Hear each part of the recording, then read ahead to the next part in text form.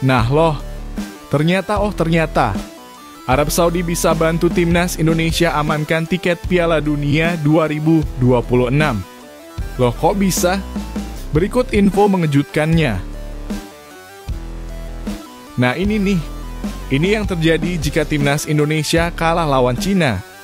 Apakah timnas Indonesia tetap bisa lolos? Yuk saksikan beritanya hingga selesai.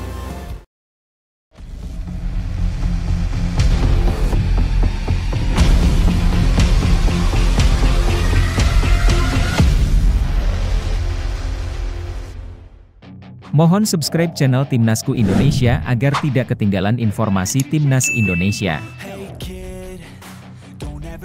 Arab Saudi bisa bantu timnas Indonesia amankan tiket Piala Dunia 2026. Siapa sangka di tengah panasnya persaingan kualifikasi Piala Dunia 2026 zona Asia, justru Arab Saudi muncul sebagai pihak yang bisa menentukan nasib timnas Indonesia. Situasi ini benar-benar di luar dugaan. Dalam skenario yang tak banyak diprediksi sebelumnya, ternyata hasil laga-laga Arab Saudi bisa membantu timnas Indonesia mengamankan tiket ke putaran keempat kualifikasi dan membuka jalan ke Piala Dunia 2026. Laga krusial melawan Cina pada tanggal 5 Juni 2025 di Stadion Utama Gelora Bung Karno akan menjadi titik penentuan pertama. Timnas Indonesia di bawah komando pelatih Patrick Kluivert wajib menang untuk tetap menjaga peluang lolos. 3 poin dari laga melawan Cina adalah harga mati. Tidak hanya untuk balas dendam atas kekalahan sebelumnya, tetapi juga sebagai syarat mutlak agar posisi Indonesia tetap bersaing di papan atas grup C. Namun perjuangan Garuda tidak berhenti sampai di situ. Laga berikutnya menghadapi Jepang, tim kuat yang sudah mengamankan tiket lolos juga harus dimanfaatkan semaksimal mungkin. Minimal 1 poin dari hasil imbang akan sangat berharga. Jika 2 pertandingan ini bisa disapu bersih atau setidaknya menghasilkan 4 poin tambahan, Indonesia bisa menutup babak grup dengan koleksi 15 poin. Sebuah angka yang bisa menjadi tiket emas dengan sedikit bantuan dari negara lain. Disinilah peran mengejutkan Arab Saudi mulai terlihat. Meski bukan lawan langsung dalam pertandingan, hasil pertandingan Arab Saudi bisa sangat menentukan. Jika Arab Saudi mampu menang atas Bahrain pada 5 Juni 2025 dan mengalahkan Australia pada 10 Juni 2025, maka peluang Indonesia untuk bertahan di posisi keempat semakin besar.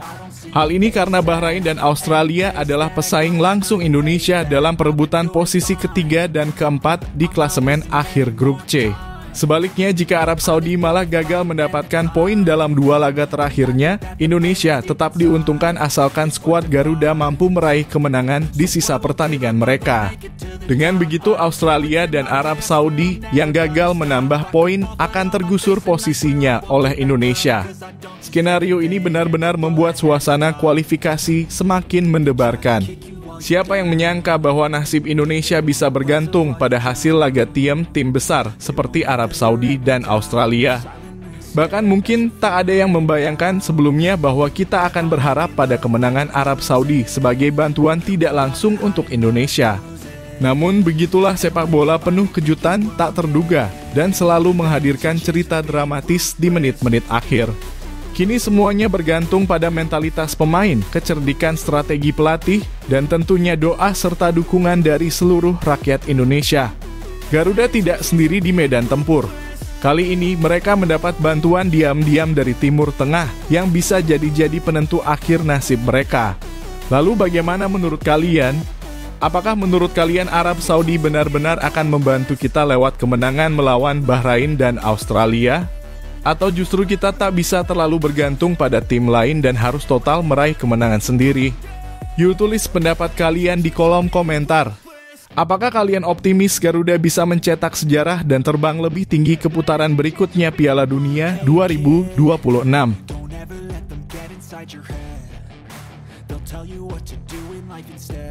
Siasat jitu pemain Como jelang lawan Cina. Laga panas antara timnas Indonesia melawan Cina dalam lanjutan kualifikasi Piala Dunia 2026 tinggal menghitung hari. Namun siapa sangka di balik latihan intens yang dijalani skuad Garuda, tersimpan siasat jitu yang mulai terungkap ke publik. adalah Emil Audero Mulyadi, kiper andalan asal klub Como 1907 yang kini dipinjamkan ke Palermo. Secara tak sengaja mengungkapkan strategi tersebut saat menjalani pemusatan latihan TC di Bali.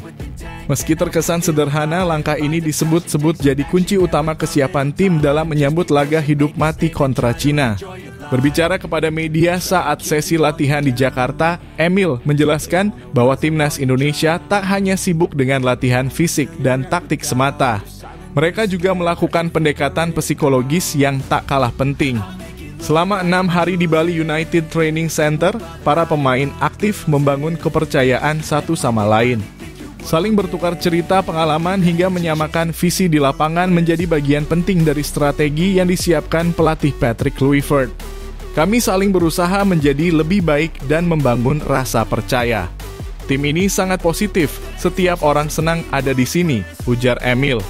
Suasana harmonis di dalam tim memang menjadi modal kuat timnas Indonesia saat ini. Tak hanya mengandalkan kualitas individu, skuad Garuda terlihat lebih solid sebagai sebuah unit.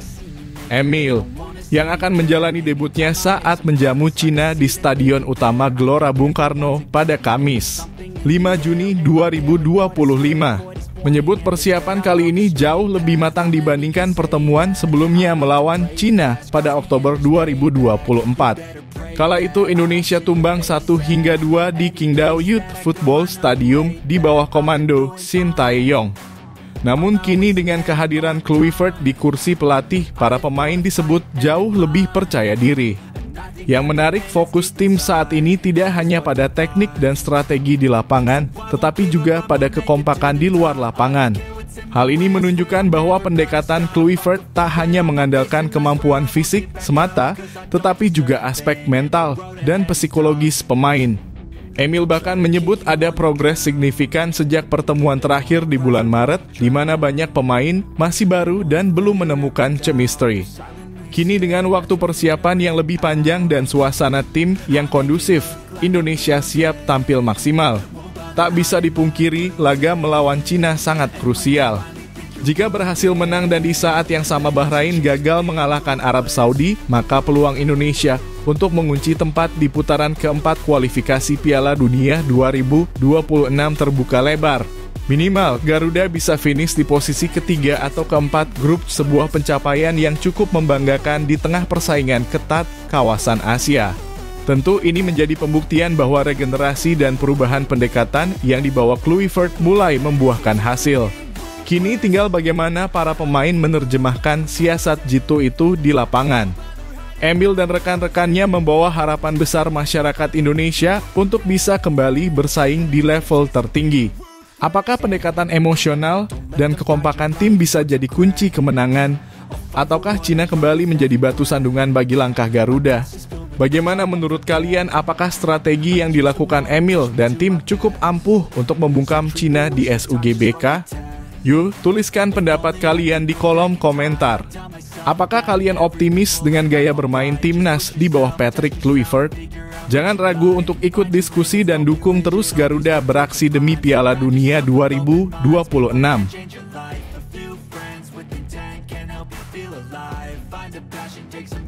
Berkah dipanggil timnas Indonesia, Beckham Putra dapat kabar baik. Tahun 2025 benar-benar menjadi tahun emas bagi Beckham Putra Nugraha. Setelah tampil gemilang bersama Persib Bandung dan membawa tim kebanggaan Jawa Barat itu menjadi juara BRI Liga 1 musim 2024-2025. Kabar luar biasa kembali menyapa pemain muda ini. Tak hanya dipercaya menjadi tulang punggung Maung Bandung, Beckham juga mendapat 2 kejutan manis sekaligus perpanjangan kontrak jangka panjang dan panggilan ke timnas Indonesia. Ya, ini bukan sekadar mimpi. Manajemen Persib Bandung secara resmi mengumumkan bahwa kontrak Beckham diperpanjang hingga tahun 2028. Keputusan ini bukan tanpa alasan.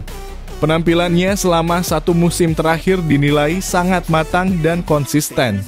Tercatat Beckham tampil dalam 29 laga, mencetak 6 gol, dan menyumbang 3 assist. Sebuah catatan impresif untuk gelandang muda yang terus menunjukkan perkembangan pesat setiap musimnya.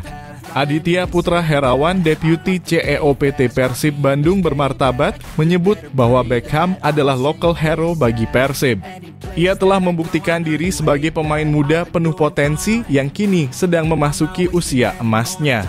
Maka tak heran manajemen tak ragu mengikatnya dalam kontrak jangka panjang demi menjaga stabilitas tim dan regenerasi pemain lokal. Namun di tengah sorotan publik terhadap kiprahnya di level klub, kejutan lain datang dari level tim nasional. Pelatih Timnas Indonesia, Patrick Kluivert, secara resmi memanggil Beckham untuk bergabung ke pemusatan latihan Timnas di Bali sebagai persiapan menghadapi lanjutan kualifikasi Piala Dunia 2026. Meski awalnya Persib tak mengirim satupun wakil ke skuad Garuda, nasib berkata lain. Cedera yang dialami Septian Bagaskara membuat slot terbuka dan nama Beckham jadi pilihan. Kabar ini jelas menjadi berkah luar biasa bagi Beckham. Bayangkan saja, baru saja mengangkat trofi juara Liga 1, kini ia mendapat panggilan untuk membela negara di panggung internasional. Ini adalah mimpi yang perlahan menjadi nyata. Pelatih Bojan Hodak pun tak luput memberikan restu dan pesan moral kepada anak asuhnya. Ia berharap Beckham bisa memberikan penampilan terbaik dan menjadikan pengalaman ini sebagai pelajaran berharga untuk kariernya ke depan. Pemanggilan Beckham Putra ke Timnas Indonesia bukan hanya hadiah atas kerja kerasnya selama ini, tetapi juga sinyal bahwa talenta lokal masih mendapat tempat di skuad nasional. Ini menjadi bukti bahwa kerja keras, dedikasi, dan konsistensi akan selalu membuka pintu-pintu tak terduga. Di usianya yang baru 23 tahun, masa depan Beckham masih sangat panjang. Dengan pengalaman bermain di klub sebesar Persib dan kini diberi kesempatan membela Merah Putih, Beckham berpeluang besar menjadi salah satu pemain kunci Indonesia di masa mendatang. Apalagi jika ia mampu menunjukkan performa apik saat berseragam Garuda, bukan tidak mungkin dirinya akan terus menjadi langganan di skuad utama Timnas. Kini para bobotoh dan pecinta sepak bola nasional tinggal menanti satu hal, mampukah Beckham menjawab kepercayaan pelatih dan harapan publik dengan performa luar biasa di level internasional. Lalu bagaimana pendapat kalian, Sobat Bola? Apakah menurut kalian Beckham Putra pantas menjadi starter di Timnas Indonesia? Apakah ini saat yang tepat baginya untuk unjuk gigi di panggung Asia? Atau justru masih ada pemain lain yang lebih layak mendapat kesempatan? Yuk, tulis pendapat kalian di kolom komentar.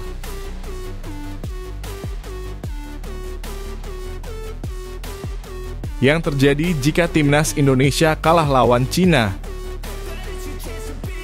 Kamis malam tanggal 5 Juni 2025 menjadi malam yang bisa dikenang dengan dua cara oleh publik sepak bola tanah air sebagai momen kebangkitan atau justru malam penuh tangis karena mimpi menuju Piala Dunia 2026 kandas begitu saja. Timnas Indonesia akan menjamu Cina di Stadion Gelora Bung Karno dalam pertandingan yang tidak hanya penting, tapi menentukan nasib. Ini bukan sekadar laga biasa. Ini laga hidup dan mati. Dan kita semua tahu dalam sepak bola, satu kekalahan bisa mengubah segalanya. Jangan sampai skenario terburuk ini terjadi. Timnas Indonesia saat ini berada di posisi keempat klasemen grup C kualifikasi Piala Dunia Zona Asia dengan koleksi 9 poin. Di bawah mereka, Cina hanya terpaut 3 poin. Di atasnya Australia dan Arab Saudi mengintai, dengan Jepang sudah memastikan tiket ke putaran final. Itu berarti hanya tersisa satu tiket otomatis menuju Piala Dunia yang masih bisa diperebutkan. Bila Indonesia gagal menang atas Cina, maka tidak hanya harapan, tapi juga harga diri akan dipertaruhkan. Satu kekalahan bisa menyapu bersih peluang emas yang sudah diperjuangkan susah payah sejak pertandingan pertama. Bayangkan jika Indonesia kalah. Artinya, secara matematis, Indonesia tak lagi mungkin mengejar Australia yang kini punya 13 poin.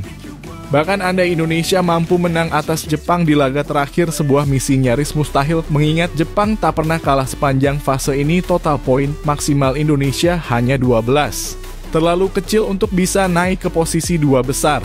Maka selama tinggal Piala Dunia 2026 dari jalur otomatis. Semua perjuangan akan bergantung pada babak playoff yang jauh lebih berat, lebih rumit, dan penuh tekanan psikologis. Yang lebih mengkhawatirkan adalah potensi kekacauan klasemen jika Cina berhasil menang. Dengan tambahan 3 poin, mereka akan menyamai perolehan Indonesia 9 poin. Di saat bersamaan, jika Bahrain menang dari Arab Saudi, maka klasemen akan diwarnai 5 tim yang saling bersaing ketat masing-masing dengan peluang dan beban tersendiri. Artinya, segala sesuatu jadi serba mungkin dan itu bukan hal baik jika menyangkut kepastian tiket ke babak selanjutnya. Indonesia bisa saja terlempar dari persaingan hanya karena satu malam buruk melawan Cina. Laga terakhir Indonesia adalah melawan Jepang yang sejauh ini tampil sempurna.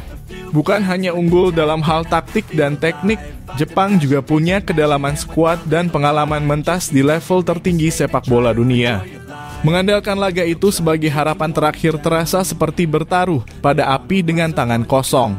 Maka satu-satunya jalan aman adalah harus menang lawan Cina. Tidak ada alasan lain. Tidak ada ruang untuk spekulasi.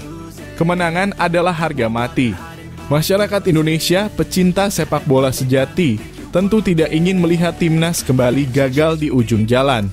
Kita sudah melihat performa menjanjikan dari Marcelino Ferdinand, Rizky Ridho, hingga striker naturalisasi seperti Ole Romani. Mereka bukan pemain sembarangan. Tapi dalam sepak bola, kualitas individu tidak cukup. Mental, fokus, dan tekad di atas lapangan jadi penentu segalanya. Dan jika malam Kamis nanti timnas Indonesia gagal menunjukkan itu semua, maka jangan salahkan siapa-siapa jika impian harus terkubur. Kita semua tentu punya harapan besar pada anak asuh Shin Tae-yong. Tapi harapan saja tidak cukup. Sekarang adalah saatnya untuk berdiri di belakang timnas Indonesia. Tunjukkan dukungan, berikan semangat, dan pastikan stadion menjadi neraka bagi lawan. Mari doakan agar hal buruk ini tidak terjadi. Tapi jika itu sampai terjadi, mari kita evaluasi dan jangan bungkam. Karena sepak bola adalah milik rakyat dan suara kalian penting. Bagaimana menurutmu, apakah Indonesia siap menaklukkan Cina? Atau kamu punya prediksi sendiri tentang laga ini? Tulis pendapatmu di kolom komentar. Suara kalian bisa jadi dorongan moral bagi Garuda untuk terbang lebih tinggi.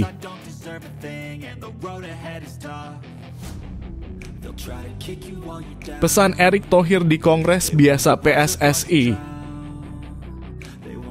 Di Kongres Biasa PSSI yang digelar pada Rabu, 4 Juni 2025, Ketua Umum PSSI Erick Thohir menyampaikan pesan yang menyentuh hati dan patut menjadi renungan bersama, terutama bagi para pencinta sepak bola tanah air. Dalam pidato pembukaannya, Erick menyoroti perjuangan timnas Indonesia bukan hanya dari sisi glamor atau kemewahan yang sering terlihat dari luar, tetapi dari sisi yang lebih dalam komitmen, kerja keras, dan panggilan hati dari setiap pemain yang mengenakan seragam merah putih. Pesan ini menjadi sangat relevan apalagi di tengah perjuangan timnas Indonesia yang tengah memburu tiket ke Piala Dunia 2026. Erick Thohir menegaskan bahwa para pemain yang bergabung dalam skuad Garuda tidak datang karena paksaan atau karena keuntungan pribadi semata. Mereka datang dengan sepenuh hati karena merasa terpanggil untuk mengabdi kepada tanah air melalui jalur sepak bola. Ini adalah sebuah bentuk nasionalisme yang jarang disorot secara luas. Jangan lihat timnas dari kemewahannya, tapi juga komitmen individu di tim nasional mau bantu. Mereka datang dengan tangan terbuka, tegas Erick. Ini adalah pengingat bahwa di balik sorotan kamera dan stadion yang penuh sorak-sorai, ada jiwa-jiwa yang rela berkorban demi satu tujuan, mengharumkan nama Indonesia. Pesan ini juga menjadi penting untuk membuka mata publik agar lebih menghargai dan mendukung para pemain. Bukan hanya saat menang atau tampil gemilang, tetapi juga ketika mereka sedang dalam tekanan dan hasil belum sesuai harapan. Karena setiap perjuangan pasti melewati proses yang panjang dan tidak selalu mulus. Erick Thohir menambahkan bahwa seluruh pemain memiliki tekad dan keyakinan bahwa timnas Indonesia mampu bersaing di level dunia. Komitmen itu menurutnya adalah modal besar untuk menghadapi kerasnya persaingan di kualifikasi Piala Dunia. Kini perjuangan skuad Garuda semakin berat. Mereka tengah berjuang di grup C babak ketiga kualifikasi Piala Dunia 2026 zona Asia. Dengan 2 laga tersisa termasuk pertandingan krusial melawan Cina di Stadion Utama Gelora Bung Karno, tekanan semakin tinggi. Namun seperti yang diungkapkan Erick, para pemain tak gentar. Mereka tetap fokus dan berjuang demi satu impian besar, lolos ke Piala Dunia untuk pertama kalinya dalam sejarah sepak bola Indonesia. Pesan Erik ini tentu bukan hanya ditujukan kepada para pemain, tetapi juga kepada semua pihak, federasi, pelatih, ofisial, media, dan tentu saja para supporter. Sepak bola bukan hanya tentang hasil akhir, tapi tentang proses panjang, dedikasi, dan rasa cinta terhadap negara. Dukungan moral, semangat dari tribun dan kritik yang membangun adalah energi yang sangat dibutuhkan oleh para pemain saat mereka berlaga di atas lapangan. Maka dari itu, mari kita jadikan pesan ini sebagai cermin bagi kita semua. Saat Timnas Indonesia bertanding, mari kita dukung mereka dengan sepenuh hati, bukan sekadar sebagai penonton, tapi sebagai bagian dari perjuangan besar mereka. Komentar, sorakan, dan dukungan kita punya makna lebih dari sekadar kata-kata. Bagaimana menurut kamu? Apakah kamu juga merasakan semangat yang sama ketika melihat perjuangan Timnas Indonesia? Tulis pendapatmu di kolom komentar dan mari kita terus berikan semangat untuk Garuda agar bisa terbang tinggi hingga ke Piala Dunia 2026.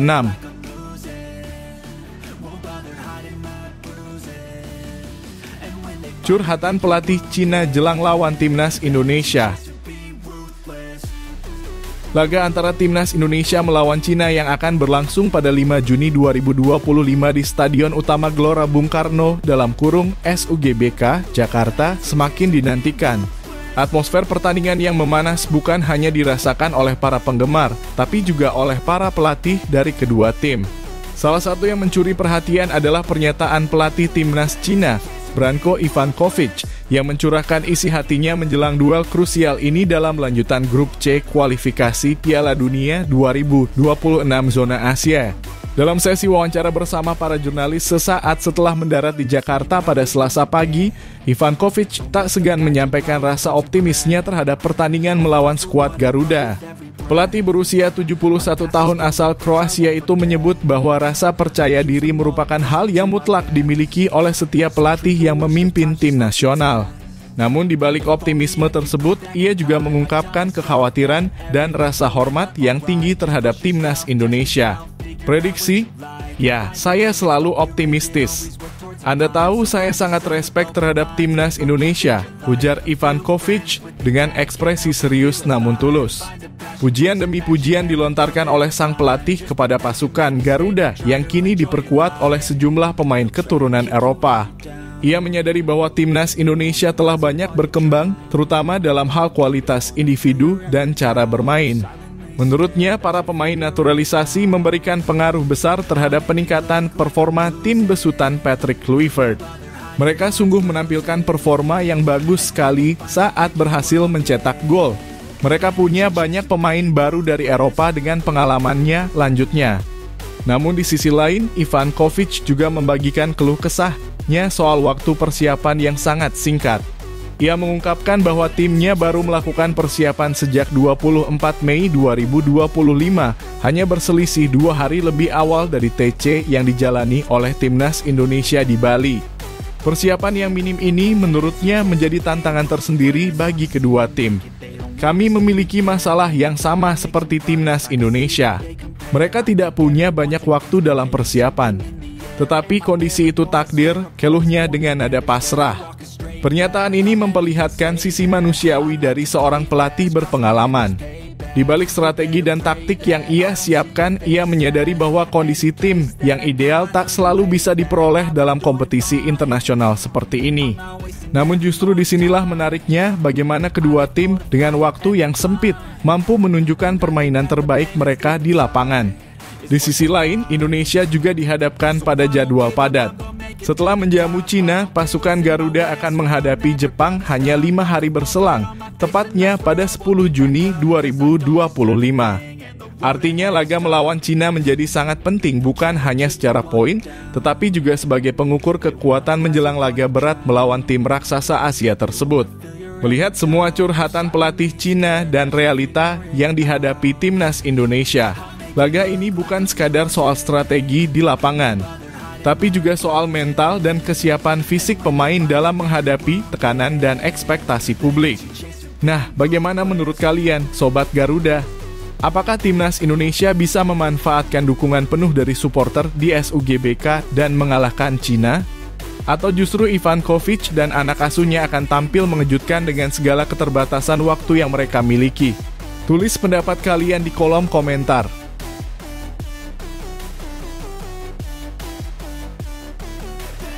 Erick Thohir akan tambah striker naturalisasi. Kabar menarik datang dari Ketua Umum PSSI, Erick Thohir. Dalam pernyataan terbarunya, ia memberi isyarat kuat bahwa akan ada tambahan striker naturalisasi baru untuk memperkuat lini depan timnas Indonesia. Hal ini tak lepas dari evaluasi komposisi pemain saat ini, yang dinilai masih belum cukup tajam di sektor penyerangan, terutama untuk menghadapi lawan-lawan tangguh di putaran ketiga kualifikasi Piala Dunia 2026 zona Asia. Menurut Erick, sektor belakang sudah sangat aman. Lini pertahanan timnas Indonesia saat ini diperkuat oleh bek-bek berkualitas seperti Jay Itzes, Jordi Amat, Elkan Bagot, hingga Sandy Walsh.